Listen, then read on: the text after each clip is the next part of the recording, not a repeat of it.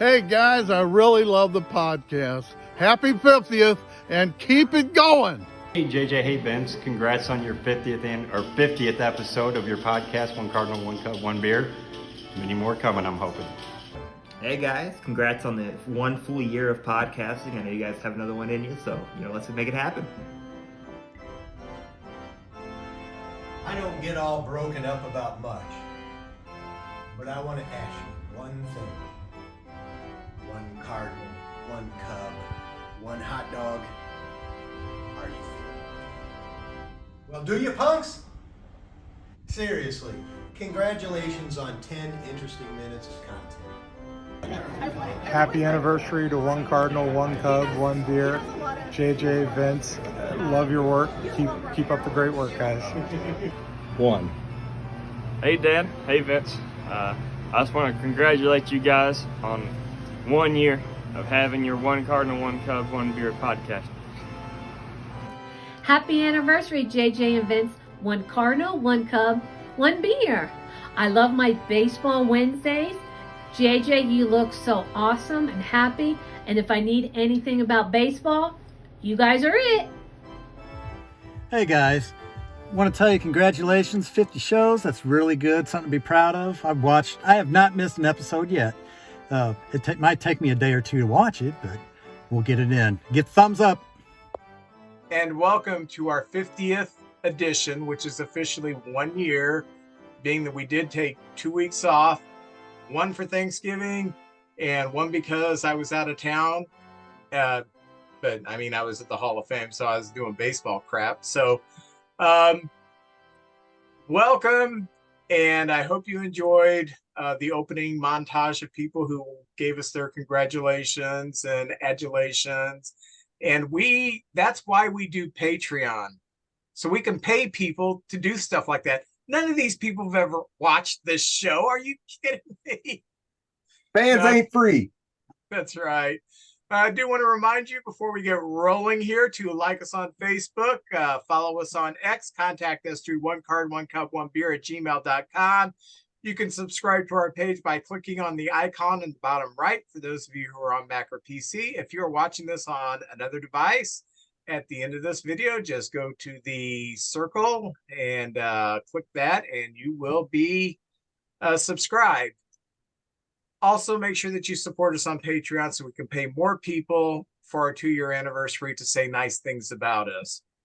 You can support our efforts for as little as $3 a month, and that comes out to what, like, I don't know, 80 a cup cents of coffee. I have no idea. So anyway, JJ, you've got to be in a better mood than me and Max, so talk about it. I'm always in a pretty good mood, And first of all, happy 1 year anniversary, Vince and Max. I appreciate you guys so much. And Vince, I got something for you.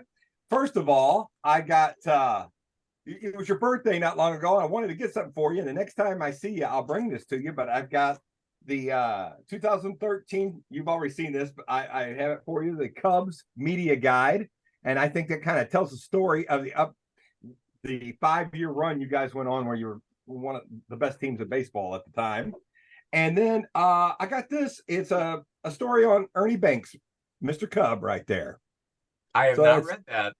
So you got, I know you had some books to add to your library a couple weeks ago. So now you got a couple. Now you got a couple more. And this isn't just an hour and a half thing once a week for me. This is a lifestyle. One Cardinal, One Cub, One Beer is a lifestyle. And people come over and we trade things. We flip cards. I go places. People have seen our podcast. They talk baseball to me. I have a great time. I have a few new items. So for this one episode, it might be One Cardinal, One Cub, and one Braca Pop. I got a Lou Brock Braca Pop can right there. And on the back, very good. That's Cola. As you know, you inspired me. You had the RC can collection last week. And I heard one of my real good friends, Dennis Rose, he was the guy at the beginning standing by the tree.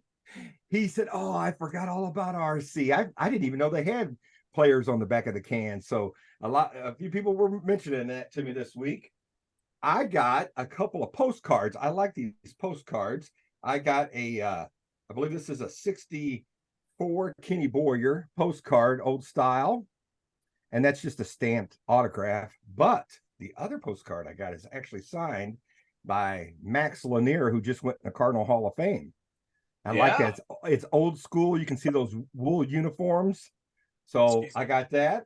And one last item, because I don't want to keep going on, but this is kind of the I'm building up suspense here. This was the box that came in. Al Rabowski, WWF. And the bobblehead. Are you ready for this? I'm ready for it. The Stone Cold Steve Austin, Al Rabowski bobblehead. Instead of Stone Cold on the black vest, it's the Mad Hungarian. How about that? You got the lights on them. You got the WWE insignia on the back. Very cool. So I'm putting them in my little display case next to the Eckstein WWE bobblehead right there, and they can battle it out right there. The Cubs did that too, and they had someone as Hulk Hogan. Max, you remember who it was? Oh, I can't remember. Yeah, so we had Hulk Hogan. Like a Kyle Schwarber maybe or something. No, Kyle Schwarber hasn't been in for years. So this is recently. WWE did that. I guess across the board. Across the thing. Okay. Was it hat? Maybe. Oh, I'm not sure. Okay. That's his guy in it. Hat is his player, right? The guy, his favorite. No, it's Horner. Nico Horner. Got his 40th base Nico's today. Your man. Very exciting. Yeah. Nobody's favorite player is Hap after today. Oh, I haven't heard the news. Okay, we'll be waiting on that. The last thing I'm going to show you, I got this. I like these old scorecards. This may be a thing of the past one day, but this is 1970. You can see the ad at the top, the DX gasoline, that color code in the 70s. Vince, you remember Saturday morning cartoons, Super Friends, and all the colorful, the Jackson 5 cartoon they had, and the Osmonds. They had all those colorful things on there. I'm sure there was better cartoons. Unless you had a black and white TV like we did till about 1978. Okay, well, this is what it looked like, Vince. This is okay. This is a May game where Gibson pitched against the Pirates. And 1970 was the last year Roberto Clemente played, and he was batting third for the Pirates. And some of the players in the lineup, we had Jose Cardinal leading off, an ex-Cub and Cardinal. Leron Lee, that's a name from the past, playing first base. Yeah, remember that name? Not a long career, but he was up. Brock batted third. Dick Allen was our cleanup hitter that year, 1970.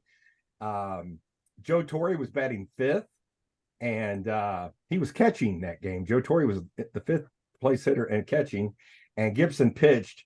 And at that point in the season, he was 2-1. And in this game, it was 1-1. And Al Oliver, who we mentioned quite a bit on the podcast, hit a grand slam to beat the Cardinals. So anyway, Clemente was in the lineup. Willie Stargell, Manny Sanguillen, Moises Alou. And they had a shortstop on the Pirates in 70 named Patek. That couldn't have been Freddie Patek, could it? Yeah, that was Freddie. He played for the Pirates? Yes. I did not know that. So anyway, just to get that out of the way, you know how I am such a fan. And I guess I'll get to Cardinal news then. We actually had a good week. And we went on the road for 9 days. Tonight is the 9th game. We were playing teams that are in the playoff races. We started off with Atlanta, who may be the best team in baseball, and they were coming off a 8-2 last 10 games, and we beat them 2 out of 3. I don't know what happened. And I hear a lot of Cardinal fans, oh, why didn't we do that all year? Well, to be honest, we don't have any pressure. We're playing pressure free. We're playing our young guys. These games really don't mean much for us except being a spoiler to the other team. And a lot of these young guys are getting a look at. So we won 10-6 and 11-6. So our Tuesday 10-6, Wednesday 11-6. So our hitters really came out and did a great job. And then the third game we lost 8-5, and that was the game Waino pitched, and he did not have a very good game that particular game. The 2 games before, 2 of the last 3 games he had pitched really good up to that point. Then we go to Cincinnati, who I don't think there's a team except the Mets I love to be a spoiler to other than the Cincinnati Reds. I don't know what it is. I would like to see them make the playoffs because a lot of the experts said we had the weakest division, and it would be great if 3 teams went to the playoffs from the Central. That would be nice. And of course, then I want the Reds to get kicked out in the first round. But that's my dreams right there. I don't dream high. But we took 2 out of 3 against the Reds. We beat them on Friday 9-4. We beat them Saturday for we won 4-3, and then Sunday we just got annihilated 7-1. It wasn't even a competitive game. And we've talked about this kid a lot. Hunter Green, he threw a 6 inning 1-hit game. We didn't even have a chance, and by the end of the game we still only had 1 hit, and it was Kisner, which is a surprise. I'd probably be the last guy I'd bet on to get the 1 hit, but he's the one that got the hit, and we at least did get a run. And now we're playing the Baltimore Orioles, a team I really love to watch play. And we split with them so far. So we have at least got a winning record on this road trip we're on right now. 2-4-2, 5-3. We're 5-3 right now going into the last game. And last night, the 5-2 game, Waino got his 199th win. And he's just 1 win away. He's probably got about 3 starts to go. 199 is great. We've only there's only 2 other Cardinal pitchers with more than 199. But, in baseball, we like round numbers. We like 200. We like 500 home runs. We like, 300 wins. We like stuff like that. So I'd love to see him get that. But he's also at 2,199 strikeouts. So, and there's only 2 guys, him and Gibson's the only Cardinals over 2,000 strikeouts in a Cardinal uniform. So, that's pretty cool. And I've enjoyed this week. I love watching these young players. We have a lot of injuries, but they're all battling for jobs next year. And there's just some numbers that I'm looking at the end of the year. Right now, Goldie has 24 home runs. I don't know if he's going to get, we only got 2.5 weeks of the season left. I don't know if he's going to get 30. Waino, like I said, 199 wins. I'm pulling for him to get that another win, and 2,199 strikeouts, and he only needs 1 more. I can see him. That should be no problem, I would think. Nolan Gorman has had a heck of a year. His batting average is about 10 points. Everything he's done this year, this is his 2nd year in the big leagues. He's really improved on. Last year, I think he hit like 236. This year, he's hitting 246. I got some numbers here for you, but every category, even stolen bases, he's doing better in. Last year, he hit 14 home runs. This year, 27, hitting 10 points higher, getting to play more. His defense is better. He's a 3rd baseman by trade, but you got Arenado there. But they're putting him in. I think he's going to be our 2nd baseman. He's done really a good job at 2nd base. And I tell you what, I'm high on that kid. He's got more doubles already, more home runs, twice as many RBIs. Had 1 stolen base last year, got 7 this year, so he's really improved. Let's say anything else. Oh, the Cardinals have 64 wins. And I don't know if Max and if you guys listen to all these radio shows where they say, the Cardinals are lucky if they get 60 wins. And I always thought at least 70. Well, they're at 64 right now. We got 2.5 weeks. I think we can get to 70. Some of the years we've had in the past where it wasn't very good. 2007, we had 78. 99, we had 75. 97, 73. In 95, we had 62 wins. So we've already exceeded that, 62 and 100. Then in 1990, we had 70 wins. So I know it's not much of a victory, but if we can get 70 wins, that's a long way we came just to get. We went from really bad to just bad. Anyway, Edmund has 24 stolen bases, and I'd like to see him get 30. That would be 3 straight seasons with 30 stolen bases. And that's about it. And the last thing I'm going to say on the Cardinals is this. Wilson Contreras, he has lived up to the contract that we have gave him. Last year, if you look at his numbers from the Cubs last year and throughout his average every season, he's done just as good or exceeded him this year. I'm really happy to have him on the team. I think next year he'll know the pitchers better, and I'm just excited. He's done a heck of a job, and he's been red hot the last 6 weeks. So that's it in Cardinal news. And Anytime we have a winning week, that's a good week in St. Louis land. Couple of trivia matters. Oh. When Baltimore beat you on Sunday, do you know why that was historic? Excuse me, on Monday. On Monday? No, I don't.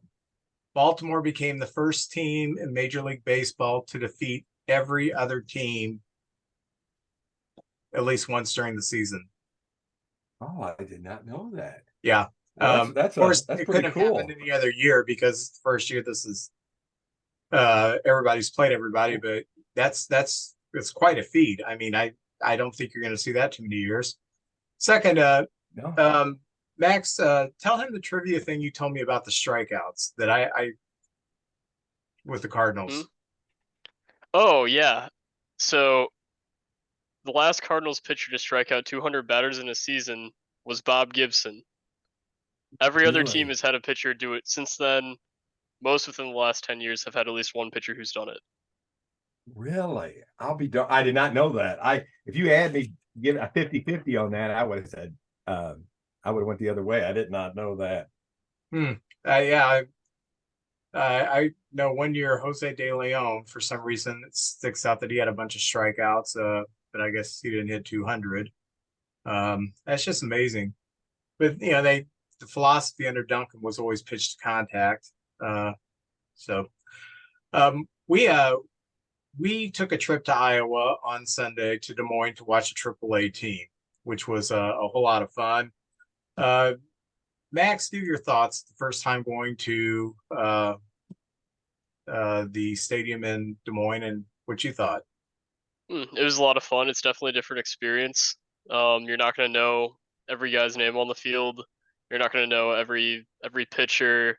It's a smaller ballpark. It's not going to be cram packed with people. You can get really good seats for not a lot of money, which was really cool. It's probably my favorite ballpark experience I've ever had, I would say. Yeah, it was fun. We sat on the first row right by the Iowa Cubs dugout. So, I mean, we were right up close and personal with everybody. That was just really cool. The stadium is, if you watch the minor league games on MLB.TV, the production is so bad. I mean, they're not even filming these or have the cameras on high definition. That's how behind the times they are. So the stadium looks a little drab whenever you watch it on TV. Well, stadium is not drab at all. It's pretty cool. So we had a great time. And we got to see PCA, and we watched him go 4 for 6, was it? 4 for 5? 4 for 5. 6. Yeah. And he hit a grand slam. He had a hustle double to lead off the game.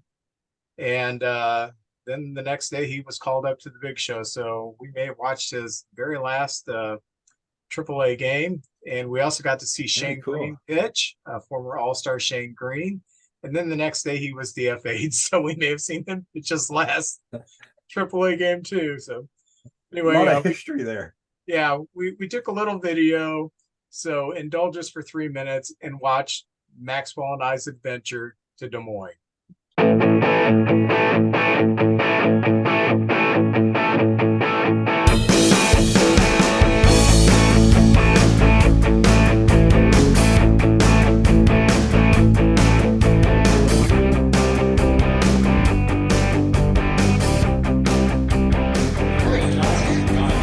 This is the stadium here in Des Moines. Sparse crowd.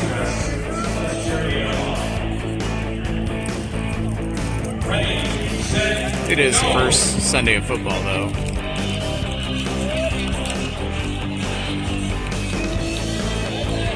And let's welcome the best mascot in minor league. There's PCA warming up. And he's huggable. He's the one and only. We're in the front row. Cubbie Bears on the scoreboard.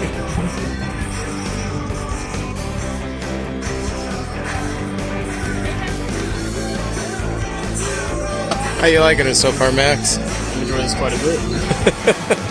Davis right now. It's Killian warming up.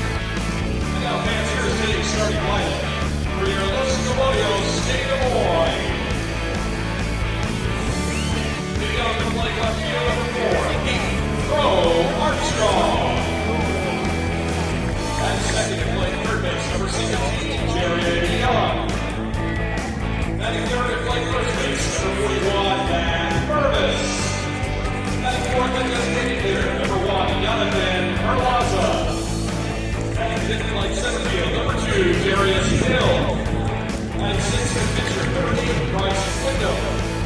Batting seventh to play right field, number 27, Brennan Davis. Batting eighth to shortstop, number 7, Luis Vasquez. Batting ninth to play second base, number 18, Chase Strong. And on the mound for Los Caballos of Des Moines, number 32, Caleb Boyan. This is former All-Star Shane Green pitching for the Iowa Cubs right now.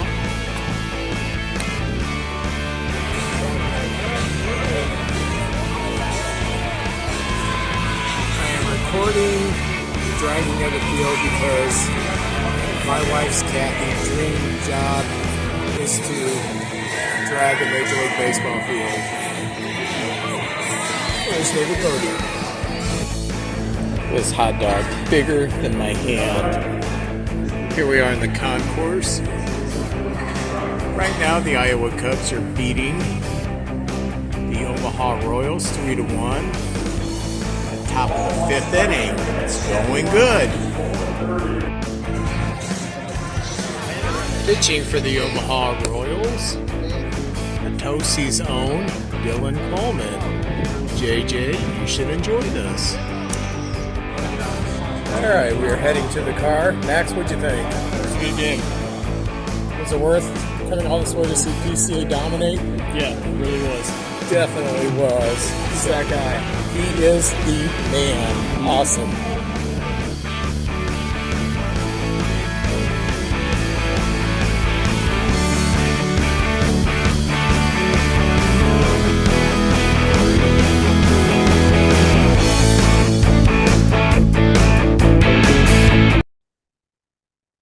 Isn't that pretty cool? How'd you like that? Yes. It was awesome. Cool. Yeah. Very cool. I saw you posted something on Facebook where you guys were watching somebody warm up, and I seen that, and that was pretty cool. I love minor league baseball. It's just these guys are working their butts off trying to get to the big show, so that's pretty cool, man. Yeah, it was fun to watch. When we do our final, I guess we'll do one more when this minor league season's over down on the farm where Brody and Max can kind of recap all the seasons. Cubs are going to have some good teams in the postseason in the minor leagues. So I haven't been keeping up with the Cardinals, but you know, that's your job. You're the Cardinal fan, I guess. So anyway, let's start off the week with the revolving door known as the injured list. Our closer, Alzolay, is now on the injured list with a forearm strain. Taking his place, coming off the injured list with coming off a forearm strain, is Fulmer. So Alzolay goes out, Fulmer comes in. Candelario, he's got a bad back. He's on the IL. We call up PCA. Pete Crow-Armstrong is now with the team. Boxberger is back. And so if we can get Alzolay back, our bullpen is getting close to where it should be. Boxberger looked good. Fulmer has looked okay since he's been back. He's picked up a save. Alzolay, they've been nursing him along the last week and a half. He hasn't pitched much. And when he's been in there, you can tell there's something up with him. So we have to figure out a way to close out these games down the stretch, and I'll get into that in a moment. One of the answers may be Marcus Stroman, who's, like I said in earlier episodes, nobody knew how long this injury was going to keep him out, but he's been throwing in Mesa, and he's been looking pretty good. He'll probably do one rehab appearance before they bring him in. And there's talk that they're going to put him in the bullpen, maybe to close out games till Alzolay gets back. Who knows? Maybe he'll pitch in the starting rotation, and we'll put Tyone back to New York or somewhere. But I'll get into that. In this week's game, we had a lot of games. We were recording a day later. A week ago Tuesday, while we were recording, we beat the Giants 8-3. Suzuki was 4 for 5 with a home run, 3 RBIs. Morel hit a 3-run homer. Gomes had 3 hits with 2 RBIs. Then Wednesday, we completed the sweep of the Giants. We won 8-2. Jordan Wicks, in his 3rd Major League start, won. He is the first Cub since 1901 to start 3-0 after 3 starts with the Cubs. So that's awesome. Bellinger had 2 hits with a home run, 2 RBIs. Suzuki 2 hits with 3 RBIs. Suzuki has been white hot. Amaya had a home run. So good that we swept the Giants. And then Thursday, the Snakes came into town. And Thursday, we lost 6-2 to the Diamondbacks. We only had 5 hits off of a starter whose ERA was around 6. But this was a game where we had a lot of hard hit balls that were out. It was one of those anomaly games where we should have aberration. Maybe that's what I'm looking for. With the batted balls in play, we should have had more hits, but we didn't. Max's guy Nico had a couple hits. Then Friday, we had to face Zach Gallen, which we knew was going to be a tough assignment. We lost 1-0. Tyone pitched good, 6 innings, 1 hit.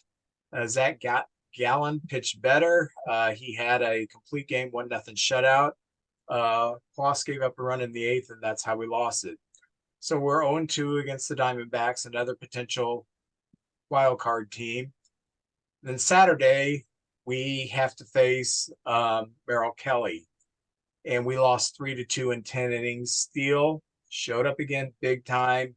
7 innings, 1 run, pitching against a playoff caliber team down the stretch. Cannot stress how pleased I am with his effort. Palencia gave up 2 runs in the 10th, and we lost that. So Sunday, we needed to win. Otherwise, we're going to get swept 4 games in Wrigley by Arizona. Well, we did pick up a win on Sunday to avoid the 4-game sweep. We won 5-2. Kyle Hendricks got the win. Morel, Bellinger, Swanson all had home runs. Swanson also had 3 hits. Swanson seems to be heating up too. So Monday we go to Denver and we win 5-4. Morel hits a home run. Swanson has a couple more hits. Gomes has 3 hits. Jordan Wicks did not get a decision, but he pitched 6 innings, 1 run in Coors. Wow. So in 4 starts, he has a 1.99 ERA. So his stuff does play in the major league. Fulmer, like I said, came off the IL and got the save in that game. Even though we won 5-4, it was sloppy. It was not a good game. We played a bad team and were fortunate to win. We continued our sloppy play Tuesday and today. We lost both of those games. Tuesday, we lost 6-4. Today, we lost 7-3. In today's game, for example, we're up 3-1, I think, at this point. And there's a fly ball to Hap, pretty routine. And he goes to catch it. And for some reason, he decides to give a little bunny hop, and it pops out of his glove. Next guy, that would have been the 3rd up. Next guy hits a home run. Just it always happens that way. It was agitating. Bryant, who has barely played this year, came off the IL and hit 2 home runs against us this series. We just look like a bad team the last 3 games in Coors, going 1-2. It could be because we were tired, because we have played 20 games or it's like 14 games in 13 days or something. We had a doubleheader. Something like that. So we do have the day off tomorrow. And tomorrow's trip is to Arizona. So maybe the day off will do us some good. Our pitching is lined up for Arizona, to where we got our top 3 starters going against them. So hopefully we can at least go 2-1 and maybe repay them a little bit for what they gave us. But in the big picture, we have Arizona. We have the Rockies in Wrigley. We have the Braves left. We have the Pirates left. And we have the Brewers left. It's not going to be an easy task for us, especially after I read off the IL list. We may not make the playoffs. It's not like we are cemented 5 games ahead of the next team that's not in the wild card race. It's very tight. If we don't make it, I'm still going to be happy with this season because we have proved we are a good team. We just may be running out of steam and health the last few weeks. But this series in Denver, we looked like a tired team. We need the day off, so hopefully the day off will be something that we can take advantage of. Max, what was your impression of the week? I mean, it was bad baseball, but when you go up against 2 aces and with Arizona's staff, I mean, everyone knows Gallen's having almost a Cy Young caliber season, but Merrill Kelly is he's been just as good. Then the one game against Arizona that they lost, you're right, it was a lot of fluky, hard hit balls that went for outs. The wind was blowing in. It wasn't a fun time for anyone that is. And with the Coors thing, it's always hard to beat the Rockies at home. They're 30 games under 500.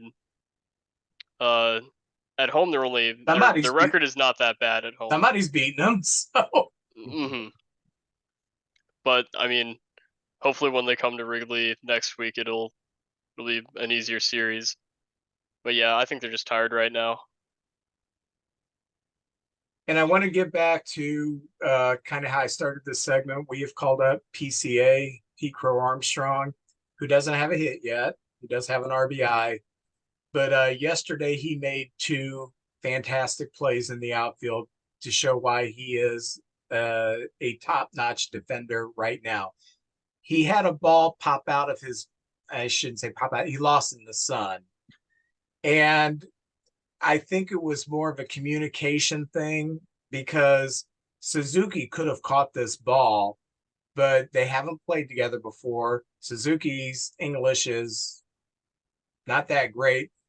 I don't know if Suzuki and Armstrong knew how to communicate that, because Crow-Armstrong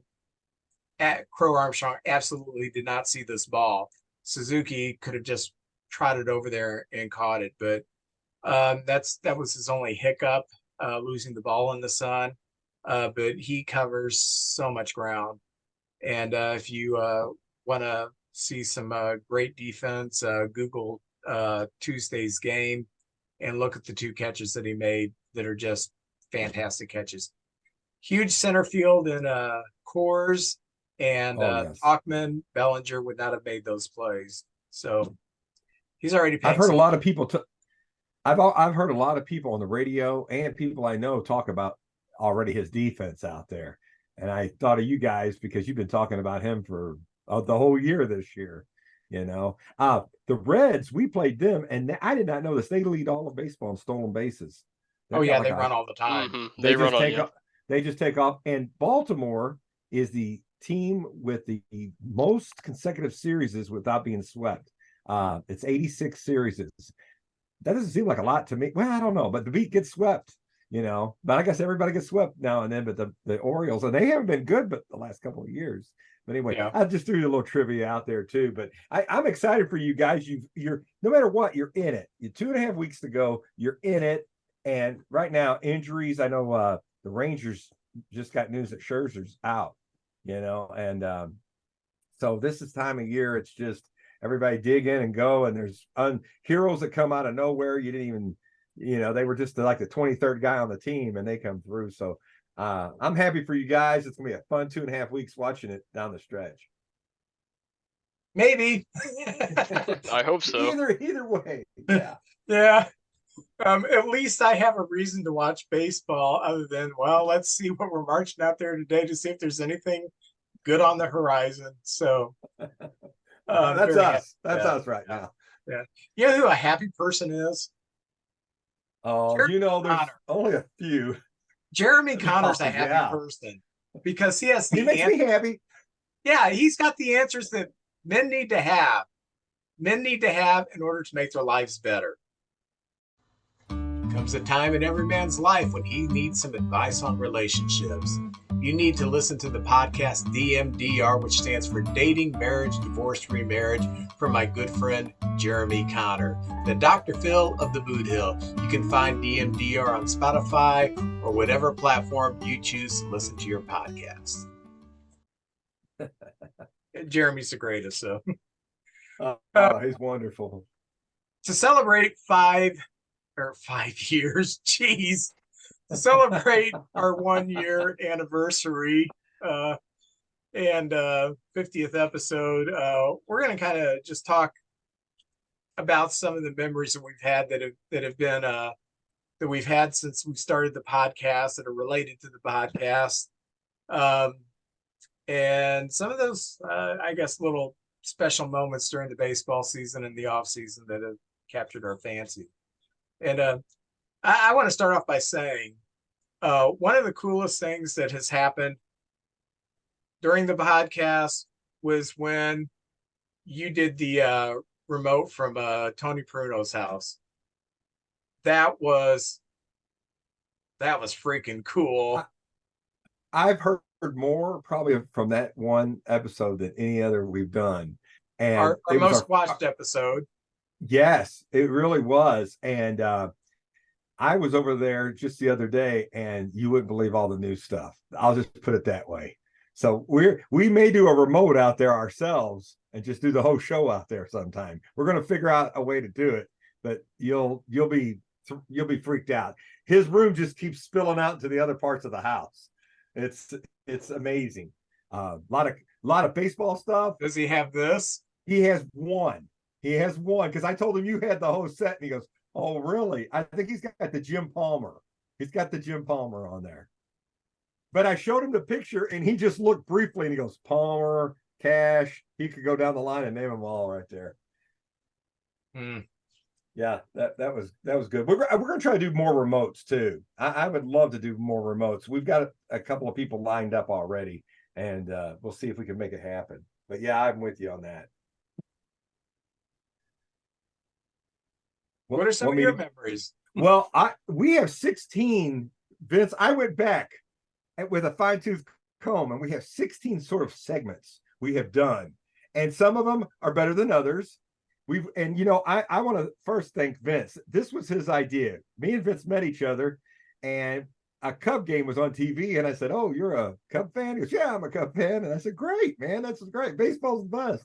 And from then on, and one day he said, "We got to do a podcast on baseball," and here we are to this day. And we've learned a lot. We weren't always all three of us, very cool and sophisticated characters. We've learned a lot in the last year. One of the things I have to say, I think we'll do better next time. When we did our prediction show at the beginning of the season, we got I think I got carried away with statistics. And it seemed like, man, I was reading off statistics for about 12 straight minutes. And I heard from a few folks that said, "You don't have to go so deep into the statistics, JJ." I did too. So next year we'll be more light and just, talk about the players and maybe some of the rivalries and, just trends and things like that. So that was one of the things that I really learned from this year, because we learned a lot. All the segments didn't hit the bullseye every single time, but that was one of my memories. Let me elaborate on the podcast. I've wanted to do this podcast for about 3 or 4 years. I've thought about it, and I've looked at a few people. I didn't tell them I was considering asking them for a podcast, but what I was looking for was someone who was basically positive, who knew baseball, and who was as committed as I was to baseball. So I had almost asked a couple of people, but I thought no, because I think it's going to boil down to they're going to start doing the jabs, Oh yeah. With the lady who left her 8 kids at Wrigley Field, go pick them up. They're beating the Cubs 4-0. I've heard them all in 57 years, and I didn't want it to spill into that. So I was very careful on who I wanted to. I didn't want to just do the podcast and have it'd be bad. So when we met, one of the first times, because I used to do comedy. I got out of it about 8 months ago. JJ was starting as I was kind of exiting, so we crossed paths then. One of those times you had a Houston Astros shirt, and they had the Kiss people in the Houston. Yeah. I thought that was really cool. So we started talking baseball. One day you bought a bunch of your stuff to O'Fallon, Illinois, to show me your Cubs stuff. And I think maybe that was when I asked, hey, you want to do a podcast? Yeah. And it's kind of taken off since then. Like JJ said, we've learned a lot of things. And one of the things we have learned is, even though we're statistic nerds, we can't just sit here and spout off statistics, because we put people to sleep. So that's been cool. It's also been really cool to have Max on here, to get that modern analytics that is not really our bag. I mean, I've got my few that I really like. I like WAR. I like OPS, stuff like that. But if there's a statistic on the player who grows the best toenails, Max would know it. So it's Mike Trout, by the way. Okay, it's always Mike Trout. Okay. When in doubt, Mike Trout. So it has been cool to have Max on here, get his perspective, and not just because he's my son, but because he has so much baseball knowledge. And I get a lot of compliments on when Max is on here, how knowledgeable he is, and how even when we put him on the spot, he's still stuff. So that's really cool. Thank you. Well, you're welcome. Thank you. The things I hear the most about that people like is when we get people involved and stuff. Max does this. The number one thing I had the top 10 things that we do that people have responded to, but it's usually when we have a contest, or you guys, Vince, you do a great job with the videos and putting the music behind it, and people just love that. But the number one thing is the trivia, and that's all Max. He makes that board and puts the pictures up and comes up with the questions. And I've heard so many people play along with us, because we have enough time where we talk in between and people can pause and then play along, and they really like it. And that's probably the number one thing I've heard anybody talk about is the trivia. So Max, thank you. You did a great job with that. And, I probably hear from 5 people a week about, oh, I had a good time with the trivia. And then we've been having the guests on there, and Vince has figured out a way to add people on. So we have a guest on there, which, by the way, we've never lost to. And so anyway, Max, just want to tell you do a great job with the trivia, and keep it up, man, because that's really top notch. Thank you. Oh, you're welcome, sir. I'll say my favorite part of the show, just over the course of the past year, it's so cool to me that we can go through the entire baseball season and off season in this linear progression, and just talk about it. Like when you guys first started, it was basically beginning of the off season or around the postseason time, and then you get to cover the entire off season. There's all the stuff to talk about. That's one of the best things about baseball, is that there's constant action, there's constant things happening throughout every part of the year. There's no down moment for the sport, which I think is really cool. I agree. I love the off season. I shouldn't say just as much as the season, but I don't spend the off season not thinking baseball. There's always something going on, and there's going to be a lot going on this off season. October, you got the playoffs, you got the awards, you got the Hall of Fame, the voting for the Hall of Fame, the winter meetings, the signings, and then just when you think, man, this winter's bleak, spring training starts, and it all starts all over again. So that's it's a beautiful thing. Mm-hmm.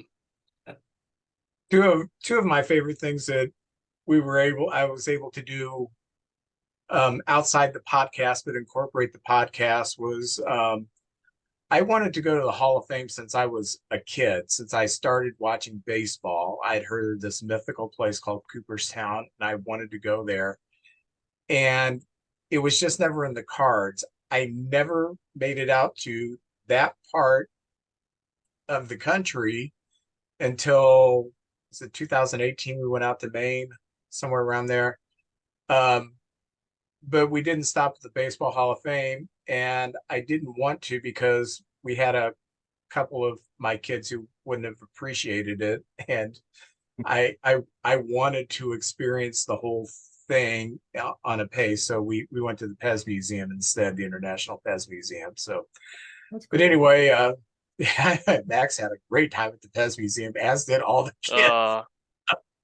So anyway, it was really fun to do the Hall of Fame, and it was really fun to do the videos and just kind of take the people with us. And it was a really cool trip because we saw a great game in Pittsburgh where they came back to win, and we watched McCutcheon get a game-winning hit. And at that time, that pushed them to first place in June, which was really cool. Pittsburgh's in first place in June. Kind of fell back, but that was really cool. The Hall of Fame was awesome, even though we did have to, look up in the sky and see the results of the Canadian wildfires at that time. So it was kind of an overcast because of all the smoke the whole time we were there. But then we went to Cleveland, and I don't know how many games I've been to in my life, but I've never seen a 3-home run game. And so when Jose Ramirez, when he hit the first 2 home runs, he came up a third time, and I didn't get the camera going in time, and he grounded out. Well, maybe he'll get up one more time. When he got up the 4th time, and I have the camera on the whole of bat, and he hits the home run, I think I've rewatched that 50 times. It's just, I don't care about Cleveland, but it's just neat to experience that kind of a baseball moment. And there it went. It was so cool. So,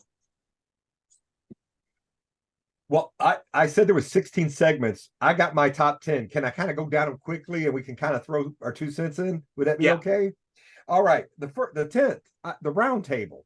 We've gotten some good responses from the round table. We've got more, like I would call, friends of the show that pop in and out on different things. And the round table's great. And Vince, you kind of are like the host of the thing. And we get to each ask 3 questions, and maybe we can do it for the playoffs and we'll get everybody's thoughts on the playoffs for the next round table. But the round table, I put it 10, not because it's, I put it in there, but we're building to a climax right now. But the round table is great, and we can put a lot of people on there at the same time. So anyway, round table, I'll put it 10. Any thoughts on that? You enjoy it? I enjoy it. My favorite guest, and there's a background behind this, is my second cousin Brian was once a guest on there. He's a diehard Cardinal fan, and when I asked him to be on here, he kind of, okay, I'll do it. But that's when the Cardinals were really starting to show a lot of cracks, and he was not a happy Cardinal fan when he was on here. And I knew that he was like, but he did a great job talking without he did exploding. Damn these Cardinals. So that's pretty cool.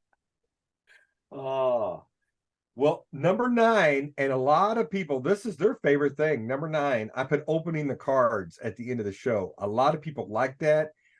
We sometimes talk about recollections of the particular player. People like it when you don't know who the player is and you throw it over your shoulder, like, oh yeah, or you make a little, Don Money, you make a little joke about Don Money or something like that. But opening the cards, and we have all the Rob Ringel, that maybe go down as all time one of the worst cards ever. But opening cards, number 9.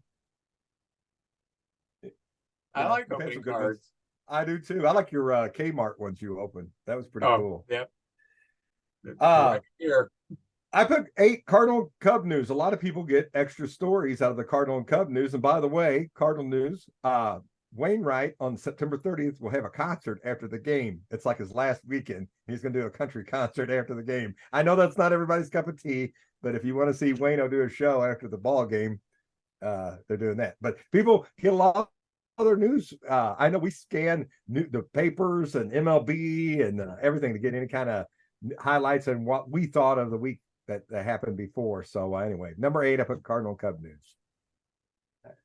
You're very good at that, Vince, doing the Cardinal Cub news. And Max can attest to this. I listen to a ton of podcasts. Some of them I don't like the hosts, but I look for nuggets that they bring out, because most podcasts are fans, even like the Locked On podcast, which is, you know, a whole universe of every team's got a Locked On now in every sport, it seems like. But it's just two guys who are just super fans. But I get a lot of information from there, because the fans who do these podcasts, a lot of times they have the insight that I'm looking more for than a fan. So some of the stuff I just come up with whenever I'm looking at articles and stuff like that. But other times I think, wow, I like that person's point, so I'm going to incorporate it in this. So it's not like it's work to do that kind of stuff. I just love doing it. I'd be doing it even if, you know, been listening. I'd be talking to people on the corner of the street. Yeah, if we weren't doing this. That's exactly right. It's just sort of like we meet together. People say it's like we get together with friends, just talk baseball. I think that's our most, like, just talking to everybody and saying, hey, here's what I think. And of course, I get to hear back from other people and what they think, and that's pretty cool. And 99% of it's positive. This goes to Max and Brody, but down on the farm, a lot of people like down on the farm. They like to see Max. You know, now we're bringing the pretty boys in. There's me and you, Vince. You know, we're not bringing in the chicks. Thank you. We got Max and Brody bringing in the ladies, and they did AAA, AA, and single A. I really enjoy. I learned a lot. Of course, here's a little spoiler. I write everything out for Brody. You can probably tell, and but I absolutely love that. It's a good time. And Vince, you put the good special effects up and everything. Fantastic. I love keeping up with prospects, because it's a whole nother level to the game, to where the point where it's almost, you know, it is equally as important what your farm team is doing. Just about it's more about player development, but at the same time, like, these are still young guys. They're trying to win games. You know, even minor league playoffs, it's playoff experience. For guys who may not have had that in college, they may not have had that in high school. So getting that experience is so cool. And it's just, I have a ton of fun doing it.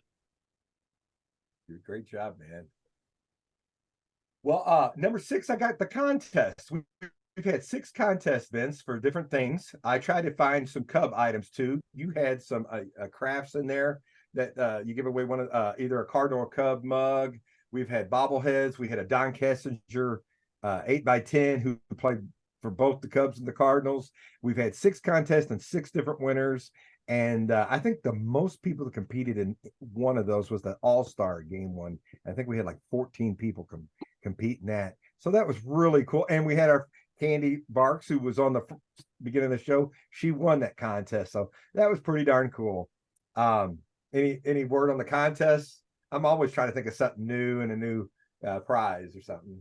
Yeah, I like the contest. You basically do all of them except for the one I threw in there. But I think in the future we're going to be giving away cars, luxury vacations, trips, cruises. I could see the whole thing. You're going to go spend the week with the Dalai Lama, stuff like that. I've talked to my wife, and there's a possibility of win a date with JJ. So I'm just putting that out there. All right. She was really eager for that prize to be given away. Yes. Number 5, the spotlights. When we spotlight a year or a player, I learned so much about some of the Cub players. The Kenny Holtzman and the Dave Kingman ones were, I like them all, but those two were my favorites. There was stuff I didn't even know. You really dug deep on some of those. So, and then the seasons, we pick a season and do that. A lot of people like that. We usually save it for the off season when there ain't as much going on. But I love the spotlights. I love doing the spotlights, and I love who you bring, whether it's someone old school or someone that's more in our time, because I grew up in St. Louis, so I knew all the Cardinal stuff that was going on, but my interest was always reading about Cub players. So a lot of the stuff that you bring up, I never knew. I have a degree in history. I love doing research, so that's always a lot of fun. But if you want to research someone who has passed away and you really want to know something about them, research their obituary. And give you an example, Champ Summers, about half that information I got was from his obituary. So that, people, when a former athlete dies, they write long drawn out obituaries or memorials in the paper that go a lot further than like Wikipedia or MLB.com. So I love doing that kind of stuff.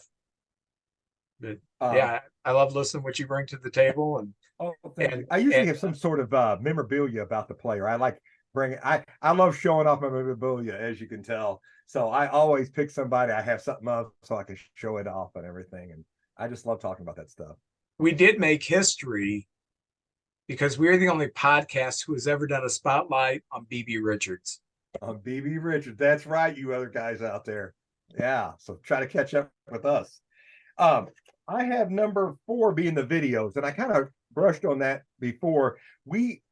And to tell everybody kind of the story, me and Brody always pick a different stadium every year to go to, and we were going to Milwaukee to see 2 games, which we absolutely loved. Vince gives me a call and he says, send 10-second videos down. Just videotape some stuff and send it to me, and I'll make a video. And I was like, okay. So we shot some of the Friday and some of the Saturday game, had a blast, and Vince turned stuff that was just, here's some pictures, into something really cool. He put music behind it and put little arrows or little sayings on the side, and it was really cool. We've had about 5 of those this year. And even a baseball card show, I kind of took some video at a baseball card show and just was talking to people. So that I love that. That's very popular. Well, in the video that we watched earlier, Max and I at the Des Moines game, and I'm filming, and this was just for my wife at the time. I wasn't going to show anybody them dragging the field because that was her dream job as a kid. She wanted to drag a Major League Baseball field. But as they're dragging, David Bodie walks by, and Max kind of waves. Give him a little wave. He turns around, he gives him a nod. So I put that David Bodie nodding to Max right here. So that was pretty cool. So yeah, that was fun. Very, very cool. I'm telling you what, your wife's top notch. That's a great. That would be a perfect job, man. I'd love that too. 3, I got the remotes, which I always put the Tony Pruno. Yes, he's one of my best friends. I can't even remember his name.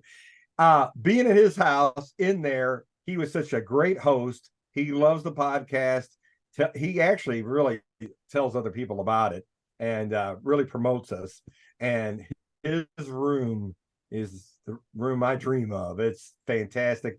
The new stuff he's got, oh my gosh. He just got a Tom Seaver rookie card, 1967. I don't know if his wife knows he bought that, but it's, oh my gosh. I just looked at it and, I want to wear gloves when I go in there, but we're going to try to do more remotes. I would love to do more remotes. I got to figure out how to do it. I want to buy one of those little, I'm technologically not very advanced. One of those little tablets you can carry around and do something in different places. So I'm going to get that hopefully at Christmas time and be able to do more remotes. We got some good ideas coming up on that. Number 2, the interviews. When we first started, we had some interviews of some people. We had Andrew Gieselman, who's a beer man. We had Shannon was on there. Fantastic. Big ratings. Jeff Phipps came on, and we got some big ratings from Mr. Phipps himself, who worked as a radio reporter.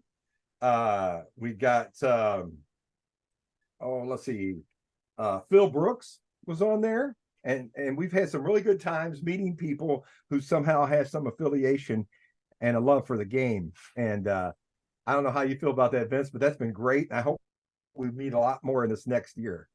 Yeah, I've had fun with the interviews, and just finding out from, there's some topics I can't address really well, and it's really neat to get someone's perspective who is more closely associated to the topic.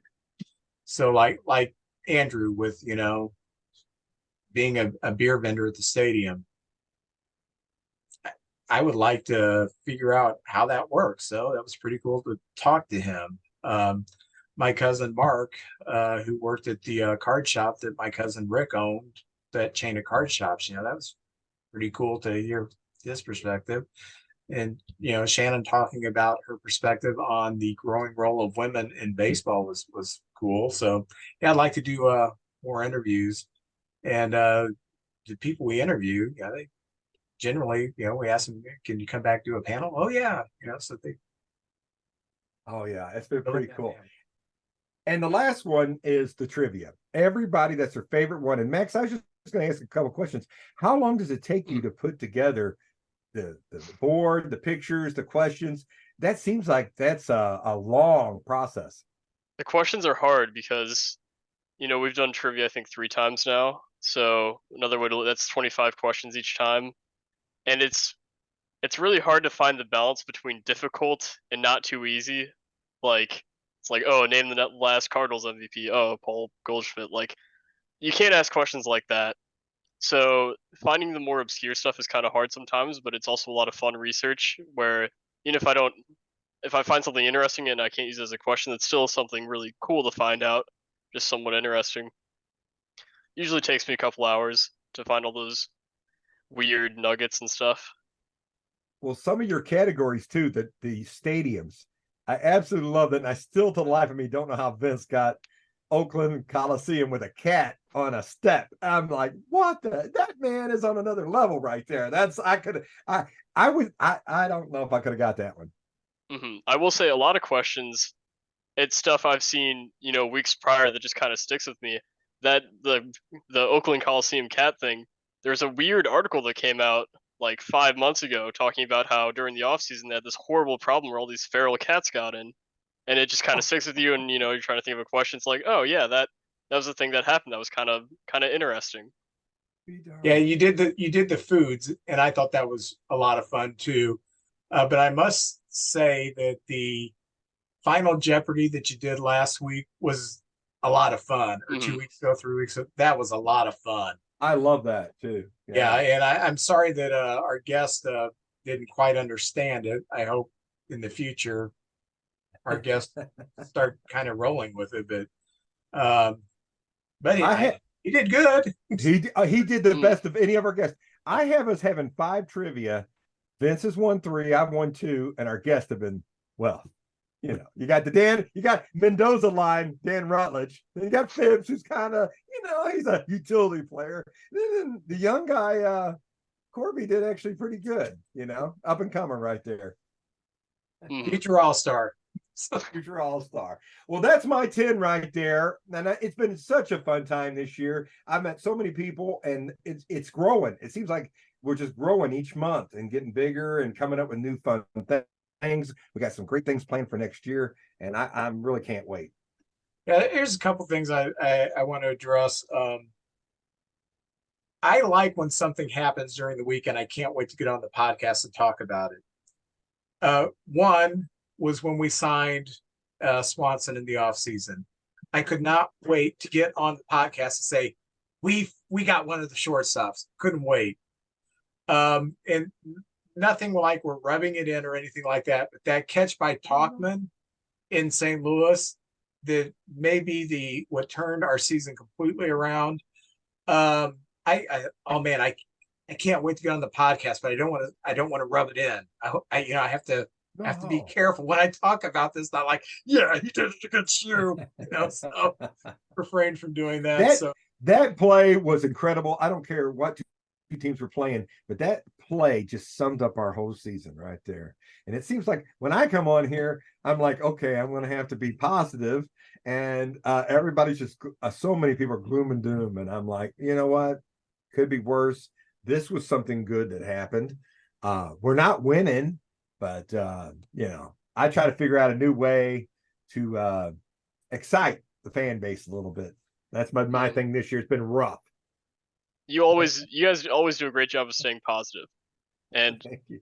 the one time you guys can be gloomy, if you have an 0 for 7 week, you can lay into the team at that point. But until then, as long as you've got one win, you can talk about that win. That's right. That's right. That's why I always tell people about baseball. Even in your worst season, you're going to wake up 60 times a year in a good mood. That's right. Hey, we won. Okay, we're a terrible team, but we won. I'm happy about that. Yeah. Before we get to baseball cards, I do want to address them. I had a few people who sent comments to me about our top 5 right-handed pitchers. And something I need to clarify this. A guy named Bob from Lisle, Illinois, Cub fan, he scolded me and said, I can't believe you didn't include Fergie Jenkins. I was going to bring that up, actually. Because that really struck me as kind of strange. Okay.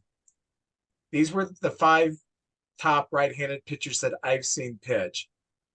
I didn't see Jenkins pitch a major league game until his last stint with the Cubs, about 82, 83, somewhere around there. He was well past his prime, because when I started watching baseball, he was already pitching for the Rangers and the Red Sox. And I just didn't see their games. This was before MLB.TV. A lot of it was before there was games on cable. So I just did not see him pitch until his final stint in the early 80s with the Cubs, when he was he's ready to retire. He had lost his stuff. So I guess I should have clarified.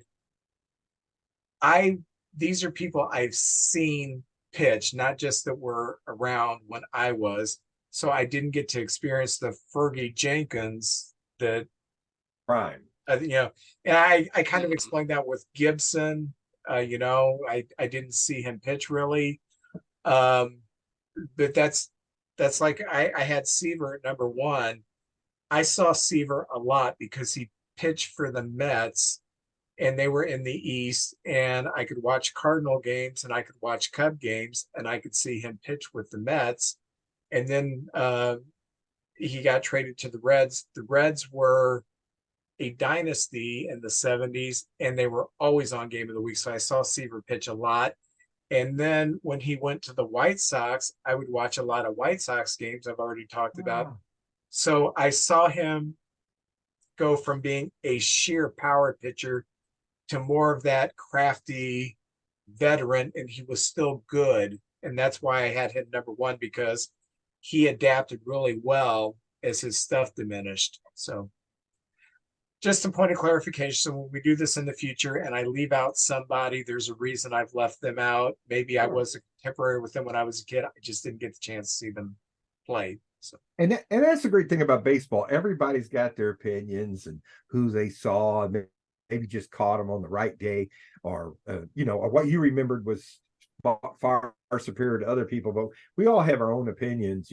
I probably shouldn't have thrown Gibson in there, and I don't think I understood it quite right. But anytime you mention right-handed pitching, I always go Bob Gibson with anything. And technically, he was around when I was a kid. So, yeah, but you're right. I missed the best years of Bob Gibson too. So that me mentioning Gibson probably had the Cub fans going, "Hey, what about Fergie?" So that probably brought that on. Yeah. So no disrespect to Fergie. No, of course. There. I think highly of him. So, well. Let's finish with what the people really love, baseball cards. Oh, yes.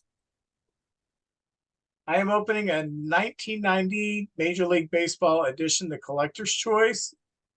And I like when Max is on here so he can let us know whether or not he's heard of these people. JJ, what are you opening? Well, we have a sponsor this week, and it's not Jeremy Connor. It is Tom Majay. He was the guy at the beginning in the truck wishing us happy first year. He listens every week. And me and him were at a card show, and he bought me a Series 2 2023 pack, and it's got Judge on it. And I hear there's some really good cards in this part of the set. So this is the first time I've opened any packs from the second series. Well, I'll go ahead and get started. All right. If I can figure these out. Max, have you heard of David West from the Twins? No. Okay, he had a decent career. He was a New York Met too at one Yeah, time. he was a Met, yeah.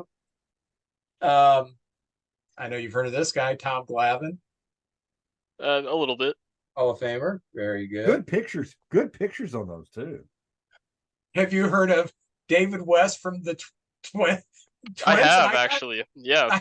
As of 30 seconds ago, yes. What the heck? What? They saw you coming. These guys are identical twins. Isn't that awesome that they play for the Twins? The Doublemint Twins in the Twin City, yeah. How about Zane Smith from the Expos? Also played for the Braves. No, not really. Yeah, he went in Zane. Dead joke. Terrible. Oh, John Orton from the Angels? I don't know him. Yeah, I think so. Okay. Maybe. Oh, my second Hall of Famer. Everybody knows a crime dog, Freddie McGriff. The Crime Dog, yes. Love Here's that an guy. interesting Played one. with the Cubbies for a little while. He sure did. Max, do you remember Darrell Evans? No. Darrell Evans. He was a good third baseman. Hit 414 home runs. One of the most underrated power hitters of the 70s and 80s.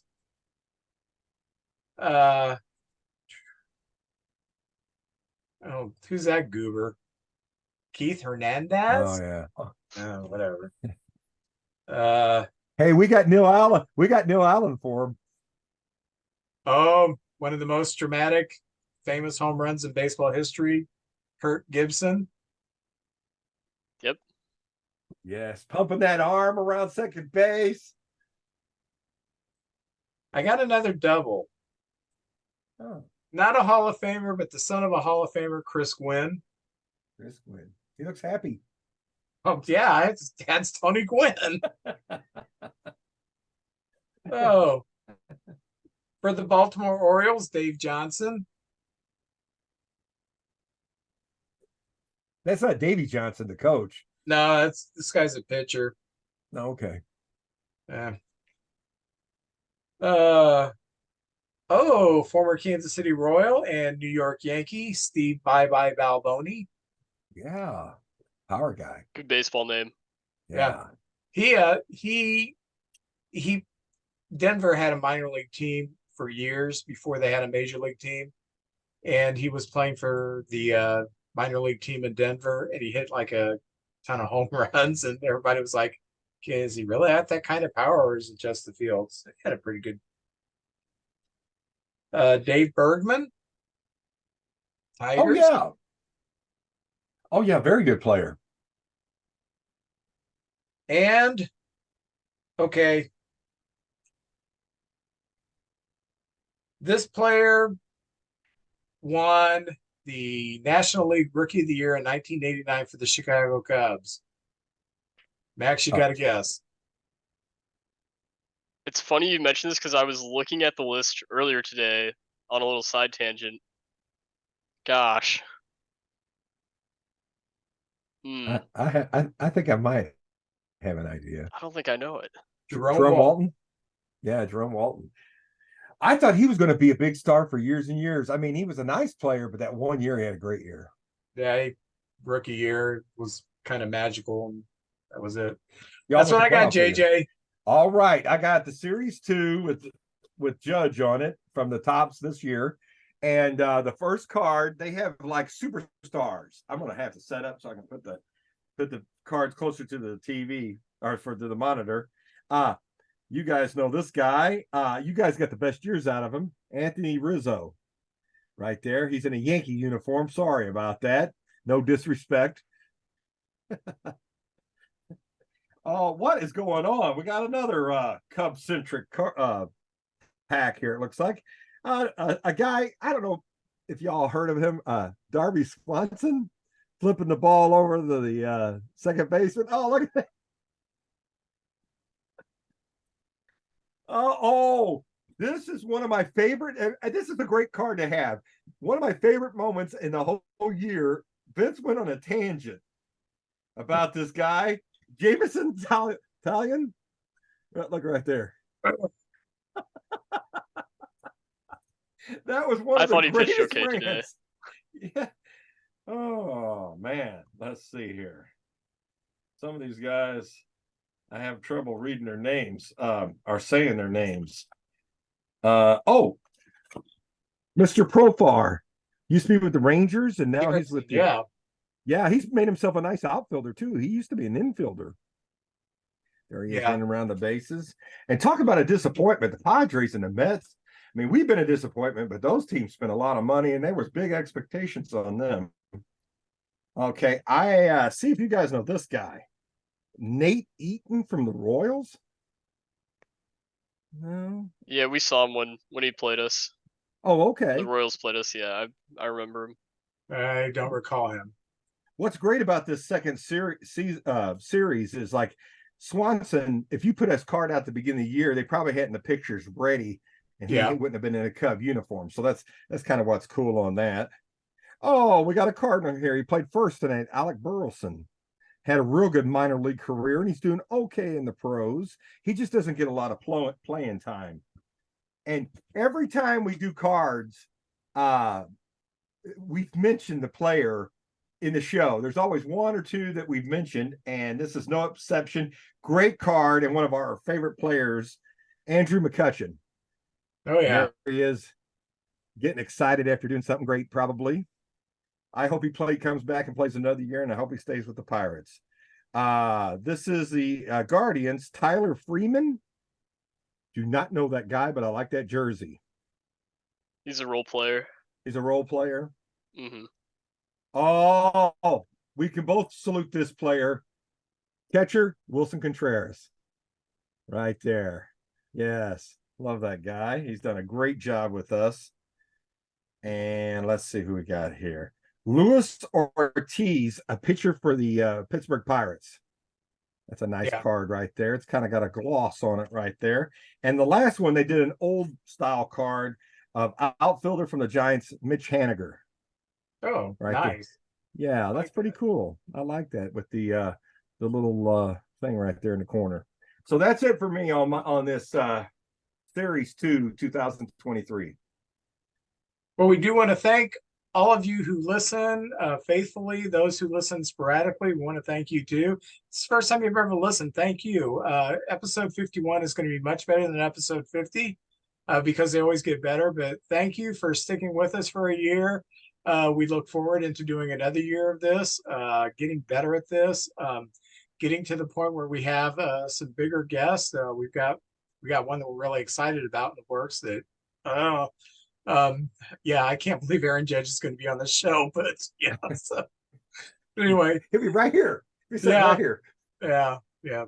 So thank you for all the feedback. Thank you for all the support, and we will see you next week.